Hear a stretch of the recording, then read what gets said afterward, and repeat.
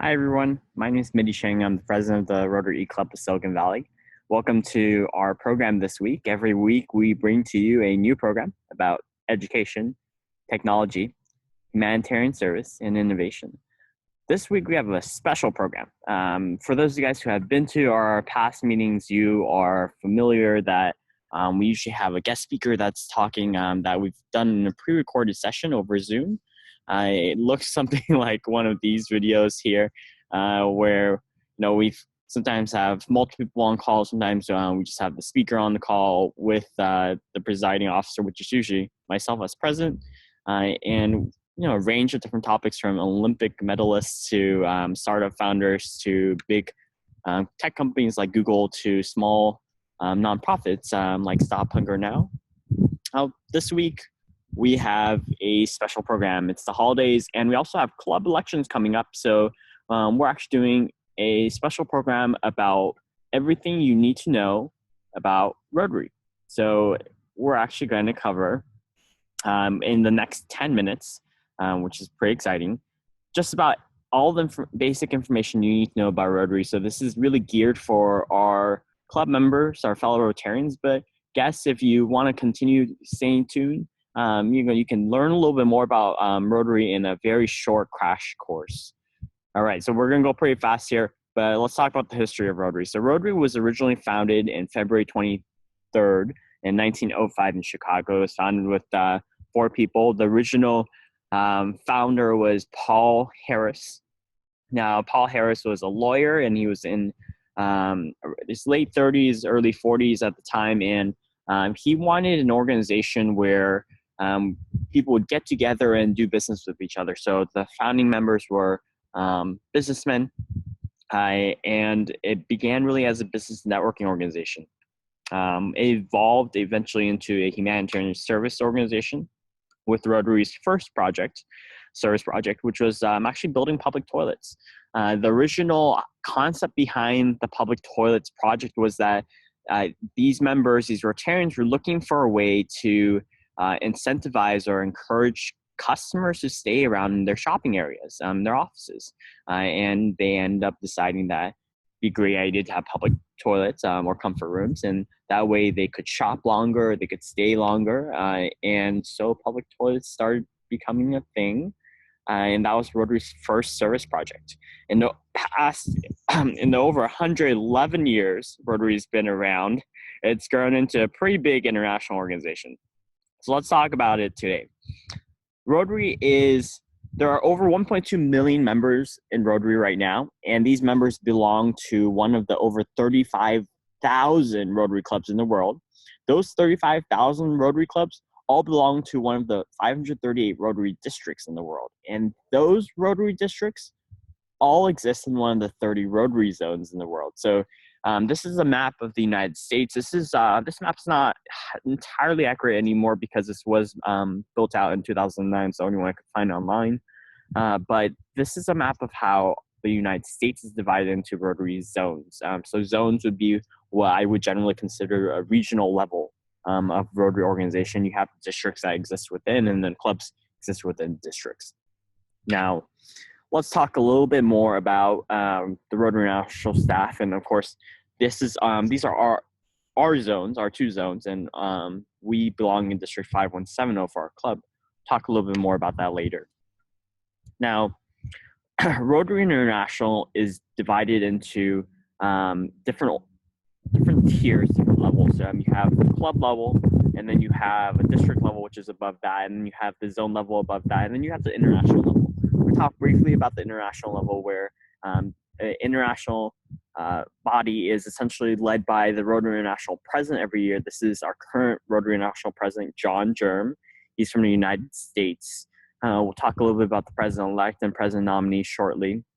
But our international headquarters, the world headquarters, is in Evanston, Illinois, which is a suburb of Chicago, so in the Chicago area where Rotary was founded. There are currently over 700 employees that work full-time for Rotary International, divided up into different regional offices, which we'll go over shortly. But beyond John Germ, who his current president, he leads the board of directors in their international work. We have also the president-elect, which is Ian Risley, who is from Australia. He's in the Sydney area, I believe. Actually, don't quote me on that. So President-elect Ian's duties actually start when he's president-elect, and he's doing quite a bit of training and traveling around. We also have President nominee Samuel Owori. I'm not sure if I'm pronouncing the last name right. He's from Uganda. Our president-elect takes office the following Rotary year. So John Durham serves until the end of the Rotary year, which is June 30th.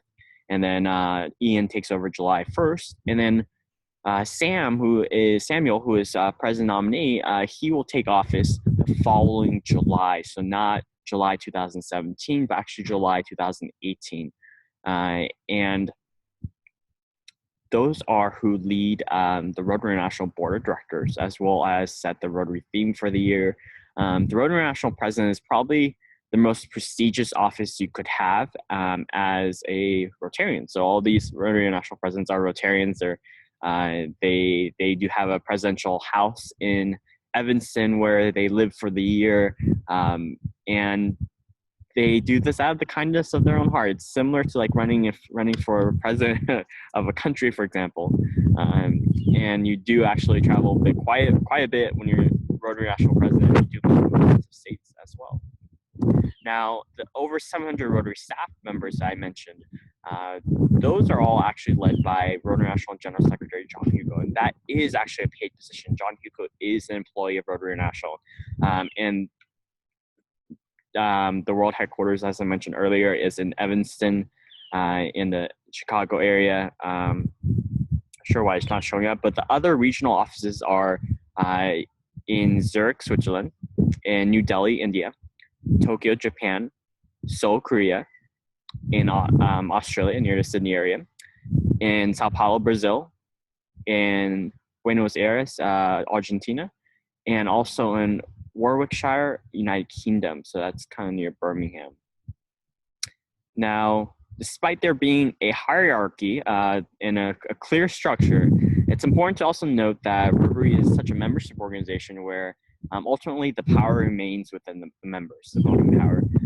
And it's also, you'll see a lot of, when you get into Rotary leadership, you'll see bottom down pushing, as well as top bottom top pushing when it comes to disagreements and agreements. And part of that is understanding that you can't really force Rotary clubs to do what they want. Every Rotary club is different because every Rotary club exists and is created by their members, and those members create the culture, and there's just no standardized Rotary club, if that makes sense. But speaking of clubs, let's talk briefly about clubs. We're going to talk really briefly about how clubs are structured out, but really with a focus on how our club is structured out since we have elections coming up. Every club is led by a club president. These are some of the common positions that you'll see in a lot of Rotary clubs. And it's actually the position so we have the president-elect, who is elected the previous year, actually. So we also, and then so president-elect takes office July. So I end my term end this Rotary year. So Rotary years are July 1 to June 30th. And then we have a vice president who is generally someone who will take over in case the president's absent or can't be somewhere. And that's just someone who preferably has experience, but is willing to just jump right into it in case of anything. Now, in our club, vice president is actually appointed. It's not an elected position. And then we have the treasurer, who manages all of our financials. And our treasurer is an elected position as well. And that could change from year to year, but we're usually looking for some stability there.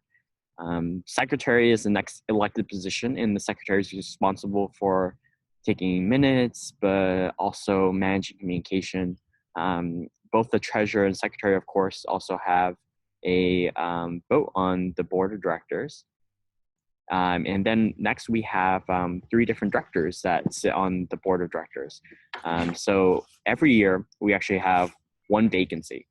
So we elect a new director every single year. And the directors serve in various capacities, but from helping out with service projects to leading public image and other duties as the board or as the president describes. And then we also have, lastly, the fourth elected position. So we have 4 elected positions in our club every single year that's open. That last position is the president nominee position. And the president nominee takes office the following July. So whoever we elect as president nominee right now would take office July 2018, so after our president-elect. And automatically, once the Rotary year is over and a new Rotary year starts, the president-elect becomes the president. The current club president terms out into becoming the immediate past president, which is the last position. And then the president nominee automatically becomes president-elect. And that's so the cycle goes on. Now, the immediate past president also has a voting vote on the board of directors, so that is also a position. But past presidents are generally regarded as advisors for the club and look to for support as well. So again, the Rotary year is July 1 to June 30th. Those are the 4 positions that we're going to be electing very shortly and taking nominations for. So treasurer, secretary, director, and president nominee. So 1 director position. Now, we also have committees, and all these committees also have chairs. So we have the Public Relations Committee, Membership Committee, for example, and some of these other committees are listed here. These are standing committees that exist year to year, but sometimes the president will create some ad hoc or temporary committees. So more information about that, but the chair of these committees appointed by the president with the approval of the board. Now, briefly about districts. So Rotary districts are structured and led by a district governor. So just like a club's led by a club president, every Rotary district's led by a district governor. And this governor is it's a Rotarian, and sometimes someone knows the job. And sometimes it's made by a nominating committee, sometimes it's elected between the clubs. It's a little bit different for every district, so we're not really going to talk about the selection process, but just understand that the district governor is the highest authority within a district. So every club belongs with the district, and then higher up you have the district governor, and the district governor does choose their own district leadership team. Briefly talk about that. But governors serve 1 Rotary year term, and they're selected usually 2 years in advance, sometimes 3 years in advance. So the year before it's a district governor elect, right? And then 2 years before it's a district governor nominee. Sometimes you'll get 3 years before, and that becomes a district governor nominee designate, but we won't really talk too much about that. Now, this is what a district leadership team sometimes looks like. These are some common positions that you'll see at a district level, from chief of staff or lieutenant governor to membership chair, public image chair, youth service chair, extension chair. These different positions are usually self-explanatory, but they essentially all help support and strengthen the Rotary Club itself. The Rotary clubs within the district. And then that's ultimately one of the main goals of a district governor and their team, is to help grow these clubs, but it's also to be an official representative of all of the clubs directly to Rotary International. Now, let's talk about boundaries. So this is a map of our 2 Rotary zones. So we mentioned zone level. So our 2 zones comprise of the far west, or the greater west coast of the United States, plus a little bit into BC, Canada. And for the most part, Rotary districts are very oddly drawn. They're not drawn based off of city boundaries or state boundaries or even national boundaries. In fact, you'll sometimes see districts that span multiple countries. Sometimes, often they'll span multiple states, but sometimes there's multiple cities. I'm not sure if there's any district that's just a single city, but very few times does that happen. And what's important to understand, though, that there is actually a minimum number of Rotarians that you need in a club, in a district, to stay as a district, and that's 1,100. So once you drop beneath around 1,100 Rotarians, you're dissolved as a district, or you have to merge into a separate district. Every district also has an annual event to convene members, and that's called a district conference. Ours is in May in Santa Cruz. And then let's talk briefly about zones. So zones, like I mentioned, every 2 zones are grouped to a zone director, and that director is the same director that sits on the Rotary National Board of Directors are 15 directors, so there are 30 zones in the world, and they're usually grouped together in a way that makes sense. But our two zones are just zones 25 and 26. Our district belongs in zone 26, but we're technically the northern border of 26 or the southern border of 25. And then some of these, similar to a district, some of these positions at zone level look like this. So you'll see everything from public image coordinators to membership chairs. And that's how zones exist. And zones also have an annual conference as well, and they call it the Zone Institute, and many locations.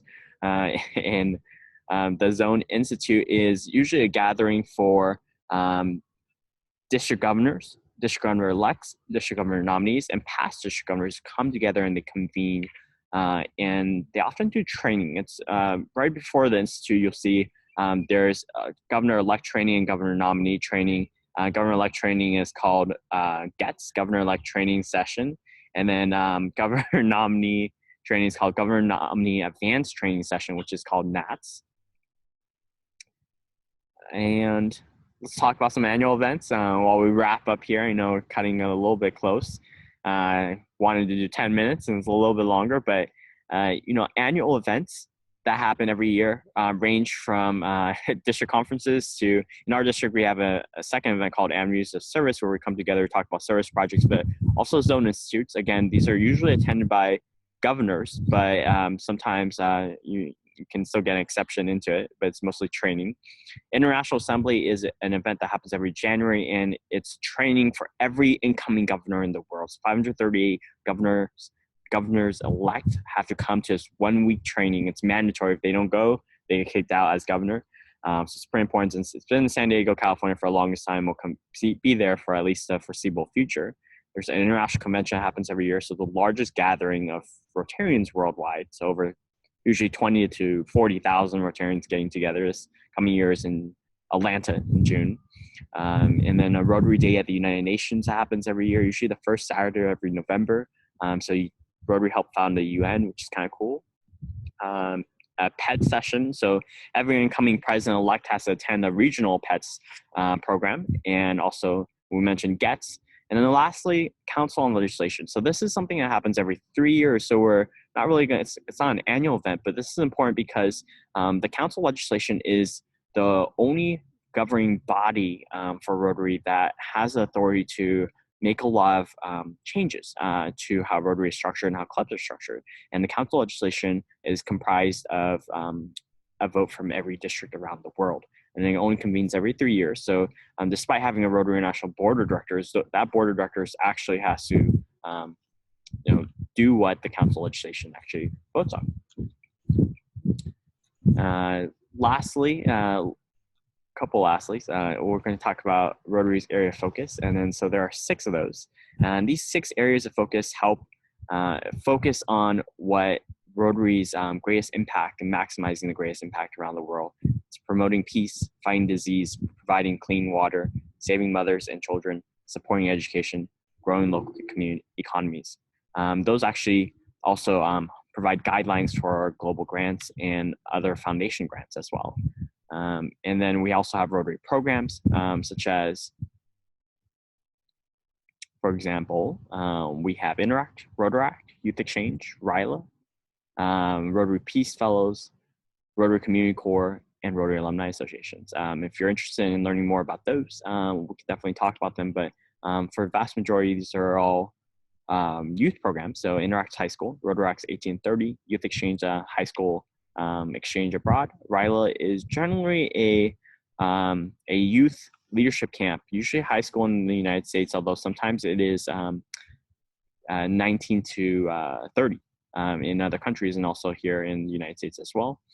The Peace Fellow program is an exchange where you can do your master's in peace abroad, and Rotary pays for that. Community Corps is a volunteer organization where you don't really do meetings. So it's a Rotary organization where they just volunteer. And the alumni associations bring together these different youth programs and their alumni. So we're not really going to talk too much about grants or TRF. That's a very important part of the Rotary Foundation. and also Rotary itself. But more information is at grants.rotary.org. We've done programs in the past, and I'll link some of those. But just understand that grants are actually a huge part of what makes Rotary amazing, awesome. $1 you donate can come back as $3, which is pretty awesome. And that's what the Grant Center looks like. So for Polio Plus, very important to also understand. So Polio Plus is Rotary's flagship program, and it's our commitment to eradicate polio. Just give you an idea, back when we first started this polio eradication commitment in the 1980s, late 1980s, there are 125 countries and 5 continents that are polio endemic. Now there are only 3, Pakistan, Afghanistan, and Nigeria. So down to PAN, essentially is the acronym that I like to remember it by. Important facts to know, each vaccine is about 60 cents. The Bill and Melinda Gates Foundation matches Rotary 2-to-1 on all donations, so $1 becomes 3. And we also have a number of different programs, program partners, including the World Health Organization, the Bill and Melinda Gates Foundation, the Center for Disease and Control and Prevention, so CDC, and also United Nations Children's Fund, or UNICEF. Briefly about Rotary Action Groups. So Rotary Action Groups are autonomous groups of Rotarians, family members, and program participants and alumni who are experts in a particular field. And these experts or members share the expertise by collaborating with clubs and districts on service projects. So these are a list of the Rotary Action Groups. They are usually folks who are working in those industries. For example, if the dentistry rag is usually made of dentists and experts in dentistry. And a lot of Rotary clubs and districts refer to the rags for advice and consult. Rotary Fellowships. So Rotary Fellowships are independent groups of Rotarians and family members who share a common passion. There are dozens of Rotary Fellowships, and you can kind of see that here, which is pretty awesome. And it's you can join any of them. So there's everything from the beer fellowship to traveling and hosting to jazz fellowship. And if you don't see one, you can always create your own too. It's actually pretty easy to create one. Lastly, information you guys should know, check out Rotary.org.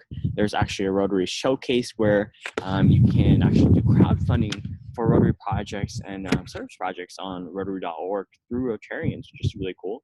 There's a Rotary Ideas section where you just share ideas about projects you've done and projects you want to do. There's the Rotary YouTube channel, which I love, and great videos there, but that's about it. So fun facts to learn, some famous Rotarians maybe, and just understanding that Rotary is such a global organization, and there's a lot of things to be proud of. I mean, it's didn't know until lately until that Pope Francis is a Rotarian. That's really cool. John F. Kennedy, J.C. Penney, Orville Wright, very awesome. Thanks for watching this meeting.